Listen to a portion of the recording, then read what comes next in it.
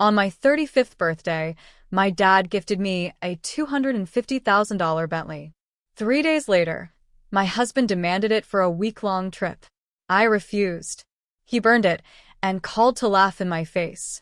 I raced home, heart pounding, but when I saw the flames, I laughed harder because he had no idea what he'd really destroyed. I never imagined that the most beautiful day of my life would be the one that changed everything forever. It all started on my 35th birthday. I was standing in the backyard of my father's Miami estate, the warm Florida sun brushing against my face, surrounded by close friends, relatives, and my husband, James. My father, Richard Carter, a retired businessman who made his fortune in real estate, stood beside me holding a set of keys with a wide grin on his face. "I know you've worked hard, Sophia," he said, his voice steady with pride. "And I wanted to gift you something as special as you are." Then he pointed to the driveway. There it was, a gleaming silver Bentley Continental GT, wrapped in a red satin bow. I gasped. My heart skipped. It was breathtaking. The curves, the shine, the sheer elegance of it all. Worth $250,000. I couldn't believe it. "Dad," I whispered, nearly in tears, "this is too much." "No, honey," he said, hugging me tight. "You've earned every bit of it." Everyone clapped, cheered. I smiled so hard my cheeks hurt. It wasn't just a car. It was a symbol of my independence, of the life I had built. I ran a small but growing boutique business downtown. I worked hard, kept my circle small, and stayed focused. That Bentley wasn't just chrome and leather. It was respect, it was legacy. But not everyone saw it that way. James, my husband, stood next to me with a stiff smile. On the surface, he clapped along with everyone else. But I noticed the twitch in his jaw, the fake cheer in his eyes. I ignored it, tried to believe maybe I was imagining things. James and I had been married for 6 years. He was charming in public, always smooth with words. He worked in real estate but never brought in much. He always had excuses: market's bad, clients fell through, paperwork issues. It didn't bother me much in the early years. I believed love meant standing together. But lately, he had started showing his true colors. Snide comments, taking credit for things he didn't do, always asking for money, always chasing quick thrills with his old college friends. Still, I wanted to believe he cared.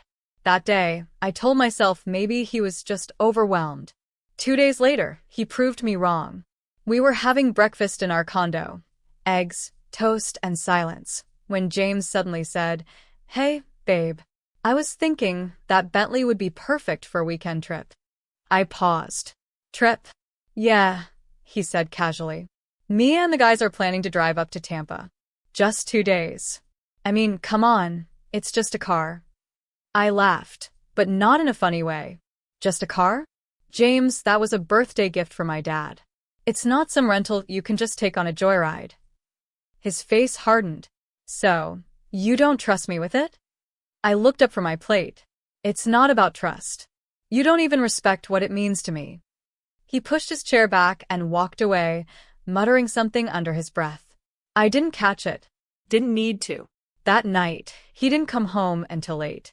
I was already in bed, trying to ignore the sick feeling in my stomach. Something about his eyes that morning. They weren't just disappointed. They were calculating. Over the next 2 days, he didn't mention the car again. He acted normal, overly normal. He brought me coffee, complimented my dress, tried to be sweet. But I knew that pattern. I'd seen it before. The fake charm before the storm. Then it happened. It was 2:30 a.m. when the security company called. There had been an alert in the garage. I threw on my robe and ran downstairs, heart pounding. The smell hit me first, sharp, chemical, choking. Then the flames. My beautiful Bentley, my father's gift, engulfed in fire, orange light flickering like a nightmare come to life. Firefighters arrived fast, but the damage was done. The car was destroyed. I stood there, numb, staring as the last piece of ribbon melted into ash. James ran in behind me, barefoot, acting shocked. "What the hell happened?" he cried, pretending to be confused, panicked. How did this even? I didn't say a word. I couldn't, because I already knew. The garage had full camera surveillance. Not just on the outside, inside too. My father made sure of that when the system was installed. I watched the footage later that morning, hands trembling, rage building. There he was, James. sneaking in with a gas can, wearing gloves, looking over his shoulder. He poured the fuel slowly, methodically, like he'd planned it for days. Then he lit a match. My husband, the man who promised to love and protect me, burned the one gift that meant the world to me. For what? To punish me for saying no? To claim insurance money? To prove he could take what he wanted? That night, something inside me broke. But it wasn't weakness. It was the part of me that still wanted to believe he cared. That maybe I was wrong. That maybe he deserved another chance. He didn't. And I wasn't going to cry. I was going to make him pay. I didn't confront him right away. I let him believe I didn't know. I smiled when he talked. I kissed him goodnight. I played the loving wife. But in the background, I got to work, quietly, carefully. I saved the footage, hired a lawyer, checked our insurance documents. Every piece of the puzzle was falling into place. I was no longer just a wife. I was a storm waiting to strike. I went through the next few days with a calmness I didn't know I was capable of. James had no clue. He moved around the house as if nothing had happened, humming while making coffee, scrolling through his phone on the couch, acting like the fire was just an unfortunate accident. He even made a few remarks about how the insurance company should be able to handle it. He kept pushing that angle. Every word he spoke was soaked in greed. I listened. I nodded. I smiled. Inside, I was boiling. I filed the police report like any other victim would. Calm. Cooperative. I gave a basic statement, mentioned the security system, and promised to send over the footage once I reviewed it. James wasn't there when the detective came. I made sure of that. I didn't want to risk him catching on too soon. At night, I lay beside him and pretended to sleep. Every breath I took was calculated. I watched him from the corner of my eye, the same man who used to whisper promises into my ear, now sleeping soundly after burning my trust to the ground. The footage was more than enough. It wasn't just clear, it was undeniable. His face, the gas can, the lighter, the deliberate way he looked around before striking the match. I sent it to my lawyer, Valerie Price, a sharp, no-nonsense attorney in downtown Miami who I'd met through one of my clients. Valerie didn't waste time. "Are you sure you want to go through with this?" she asked me the day we met in her office. She slid the footage back across the table. "It'll be public. Arrests. Court. Your name and documents." "I want justice," I said. "Not just for the car. For everything." She nodded. "Then let's get started." Over the next week, we built the case: arson, insurance fraud, and criminal property damage. Combined, it could land him in prison for up to 5 years. We had all the proof. He couldn't talk his way out of this one. The night before everything would change, I cooked his favorite dinner, steak and mashed potatoes, the way he liked it. He smiled across the table like we were newlyweds. "You know," he said, "maybe this whole fire thing is a blessing in disguise.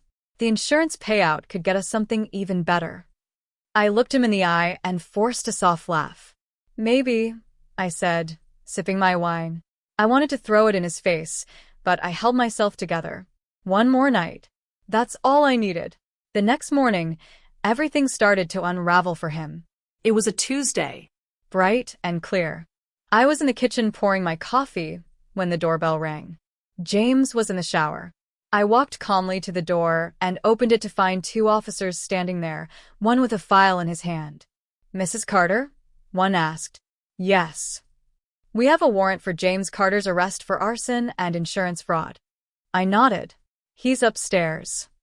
James came down the stairs moments later, towel around his waist, confused, then panicked. "What's going on?" he asked, looking at me, then the officers. "You're under arrest," one officer said. "Please turn around." James looked at me in disbelief. "Sophia? What is this? What the hell is going on?" I didn't say anything.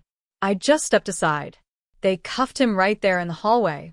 He struggled, tried to explain, started shouting. This is a mistake. I didn't do anything. Sophia, tell them. He was yelling all the way to the squad car. Later that afternoon, I visited him at the detention center. He was behind glass, his eyes red, his hands trembling slightly as he held the phone. I picked up mine slowly. Sophia, please, he said. You don't understand. It wasn't like that. I just thought. You thought what? I asked, voice steady. That you could destroy what wasn't yours? That you could lie, manipulate, steal, and I'd stay quiet. I didn't mean to. Yes, you did. I cut in. You meant every bit of it. You lit that match because you thought I wouldn't find out. Because you thought I was too blind or too soft to fight back. But you were wrong. He started crying then. Actual tears. He pressed his palm against the glass. I made a mistake, okay? I messed up. Please, just give me one more chance. I'll make it right. I swear. I stared at him for a long time. Then I said, get on your knees. What? I want you to get on your knees. Right here. Right now. And beg. His eyes widened. Sophia, do it, I said. You wanted to see what desperation feels like? You wanted to make me feel powerless? Now it's your turn. Slowly, he slid off the bench onto his knees, his hands still gripping the edge of the little table between us. I'm sorry, he whispered. Please, I'll do anything. I'll fix it. I leaned closer, my voice sharp. You can't fix what you broke. Then I stood up and walked away. The next few days were a whirlwind. My lawyer took over. The court moved faster than I expected. The evidence was overwhelming, and James had no defense. He was officially charged and denied bail. The judge called his actions calculated and cruel. I filed for divorce the same week. Clean, firm, final. People started talking. Friends. Neighbors. Some were shocked. Some said they always suspected something was off. I didn't care. I wasn't doing this for them. I was doing it for me. The silence in the house was strange at first. No fake laughter. No manipulation. Just me and my thoughts. But slowly, it felt like breathing again. I moved out a month later.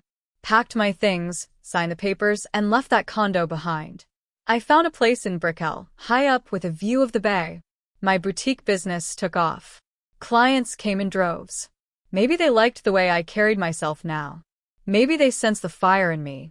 Either way, I was rising. James tried to write me letters from jail. I never opened them. He cried the last time we saw each other. I didn't. After James was gone, everything felt still. Not peaceful at first. Just still. Like the world had stopped spinning for a second and was figuring out whether to crash or continue. I didn't cry. I didn't even feel sad. I felt clean. Like someone had finally wiped away the grime that had been building up on my life for years without me realizing it. I moved into my new apartment in Brickell 2 months after the trial began. It was on the 23rd floor, with tall windows and a balcony that looked out over the city lights. At night, I'd stand there with a cup of tea, feeling the breeze in my hair and listening to the traffic hum below. I had silence again. Not the kind that makes you feel alone, but the kind that lets you think, breathe, become yourself again. My boutique, SC Designs, had always been my escape, but now it became my focus. Orders were steady, clients loyal, and within 6 months, I was expanding to a second space in Coral Gables. I hired 2 new assistants, brought in a stylist to help with events, and rebranded my social media. For the first time in a long while, I wasn't just surviving, I was building. But healing isn't always a straight line. There were nights when I'd wake up sweating, dreaming about fire. Not the car burning, but the feeling of being trapped, the betrayal behind it. I kept asking myself, how did I miss the signs for so long? How did I stay with someone who could smile in my face while planning to destroy what I loved? James had always been good with words. He knew how to make excuses sound like reasons, how to twist guilt into charm. At first, it was little things, borrowing money and forgetting to pay it back, lying about where he was, blaming stress or work or whatever new issue he invented. I made excuses for him because I thought love meant being patient. It doesn't. Love means being respected. And the moment someone stops respecting you, they stop deserving your loyalty. The trial lasted longer than expected. His lawyer tried everything: mental stress, financial pressure, even claiming he was under the influence during the act. But the footage was undeniable. The judge saw through every excuse. I sat through every hearing, watched him fidget and whisper to his lawyer, watched him avoid my eyes. At one point, during a break, he tried to speak to me in the hallway. The guard stopped him, but I saw the desperation in his face. That look of someone who finally understood that they'd lost everything, and too late. I didn't flinch. I just turned and walked away. He was sentenced to 3 years in state prison. No early release. No special deals. People always ask me, was it worth it? Was it worth going through all that? Facing your own husband in court? Watching him fall like that? Yes. 100 times yes. Because revenge wasn't about hurting him. It was about reclaiming myself. About showing that I wasn't someone who could be broken, discarded, or used. It was about standing up, even if it meant standing alone. Not long after the sentencing, my father came to visit. We were sitting on my balcony, watching the sunset. "You did the right thing, sweetheart," he said quietly. I know it wasn't easy. I looked at him, the man who had given me so much, not just the car, but strength, support, love. "I just wish I'd seen it sooner," I admitted. He put his hand over mine. "Sometimes, we need to lose something to see clearly. But I'm proud of you." Those words meant everything. Despite everything, part of me still wondered how much of our life together had been real for James. Did he ever truly love me, or was it always about what I could give him? I'll probably never know. And maybe that's for the best. After the trial, I donated what was left of the Bentley, what hadn't melted, to an art foundation that used metal scraps for sculpture projects. It felt symbolic. Let them make something beautiful out of the ruins. I threw myself into my work more than ever. I started hosting events, fashion nights, pop-ups. The boutique became a hub for local artists and designers. Women would come up to me and say things like, "Your strength inspires me," or "You helped me leave my own toxic marriage." That shocked me. I wasn't trying to be a role model. I was just trying to survive. But I realized then that strength is contagious. When you stand up for yourself, you give others permission to do the same. One evening, about a year after James's arrest, I got a letter in the mail.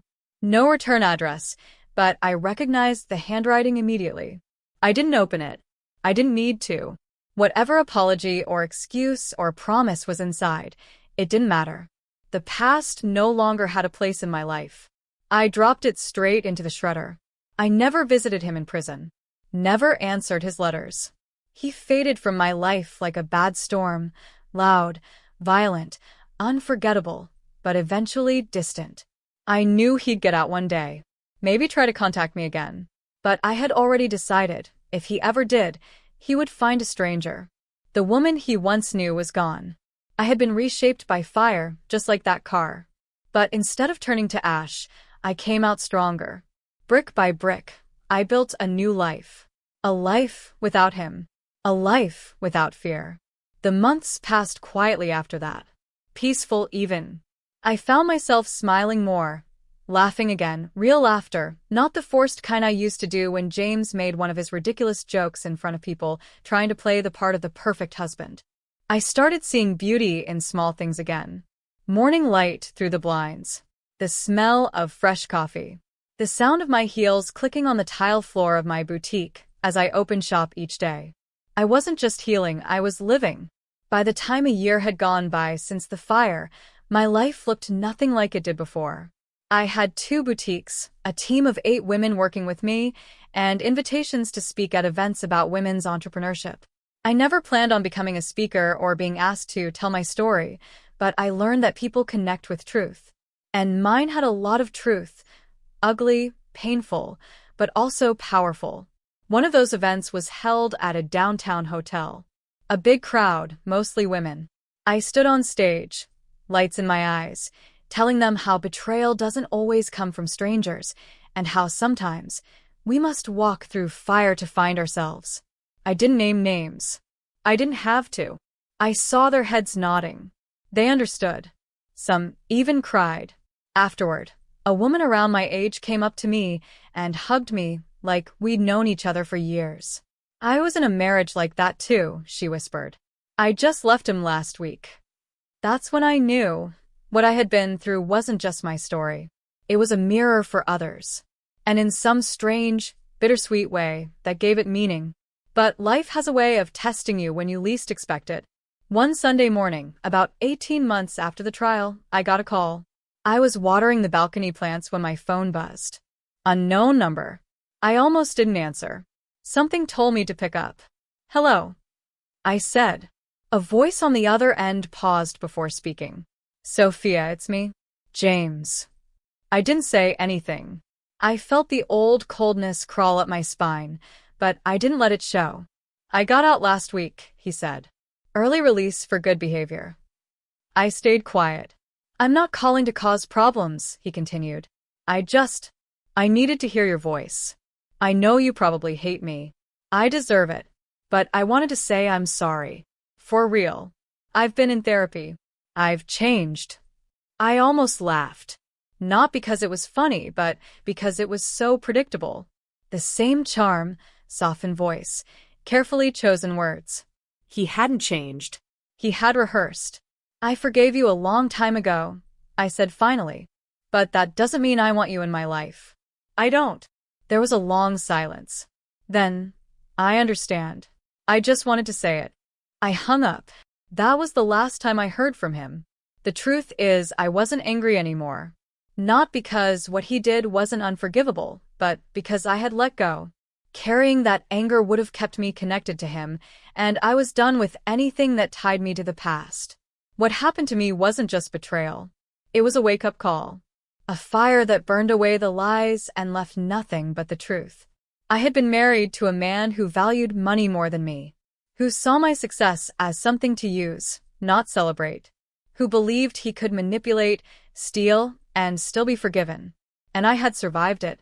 No, more than survived. I had grown. My father visited me every Sunday, without fail.